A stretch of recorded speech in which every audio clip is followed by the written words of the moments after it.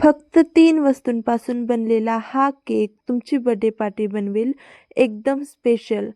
फक्त 3 वस्तूंपासून आणि फक्त 30 मिनिटात बनणारा हा केक एकदम मऊ जाळीदार बनलेला आहे आणि असाच तुम्हाला पण बनवायचा असेल तर हा व्हिडिओ शेवटपर्यंत नक्की बघा.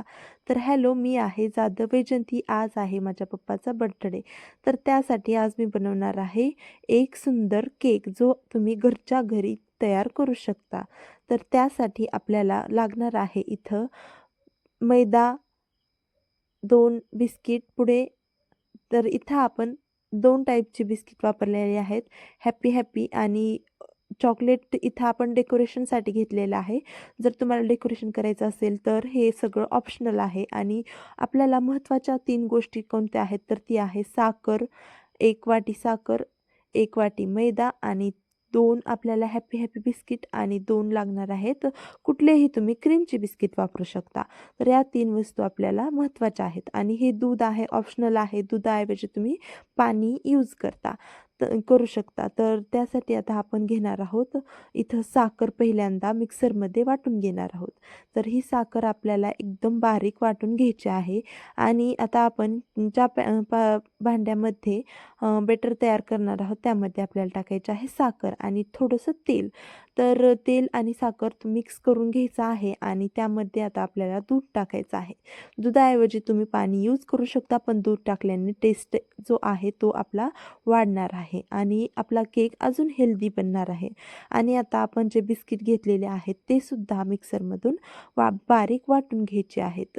तर हे सर्व सामान आपल्याला छान दळून घेतल्यानंतर त्याच बॅटरमध्ये जे साखर आणि दूध आणि तेल याचं बॅटर जे आपण तयार केलं होतं त्यामध्ये टाकायचं आहे. हा केक बनवणं खूप सोप्पं आहे. याला ओव्हनची गरज नाही आणि हा केक फुगून टम्म एकदम मऊ लुसलुशीत बनतो. तर त्यामध्ये आता सगळं दोन्ही बिस्किट टाकल्यानंतर जो आपला मैदा आहे तो टाकायचा आहे आणि दूध इथं टाकायचं आहे. जर तुम्हाला अजून हे हेल्दी बनवायचं असेल तर मैद्याच्या ऐवजी तुम्ही इथं गव्हाचं पीठसुद्धा यूज करू शकता. आणि इथं छान आता आपण दूध टाकून जास्त असं या पिठाला हे जे बॅटर आहे ते फेटणार आहोत. हे बॅटर तुम्ही जितकं जास्त फेटाल तेवढं जास्त तुमचं केक जो आहे तो जाळीदार बनणार आहे.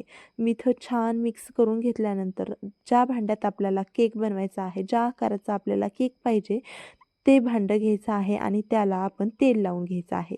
आता आपण ते बेटरच्या त्या भांड्यामध्ये ट्रान्सफर करण्या अगोदर इथं आपण इनो आणि सोडा दोन्ही यूज केलेला आहे आणि ते टाकून आपलं जे बेटर आहे ते भांड्यामध्ये ठेवलं आहे. आणि इथं आपण आता या केकला बेक करण्यासाठी घेतलं आहे मोठं पातेलं आणि त्यामध्ये ठेवली आहे वाटी आणि त्यामध्ये त्या वाटीवरती ठेवला आहे केक. आणि कुठलीही जड वस्तू आपण या केकवरती ठेवायची आहे. आणि 15 ते 20 मिनिटामध्ये आपला केक हा शिजून तयार होतो. मीडियम फ्लेमवर हा केक आपल्याला शिजवायचा आहे. आता आपण जो चाकू असतो किचनमध्ये यूज करायचा किंवा चमचा, या केकमध्ये आपण जेव्हा बुडवतो तर त्या चमच्याला काहीच लागत नाही, तेव्हा समजायचं की आपला केक हा छान बेक झालेला आहे.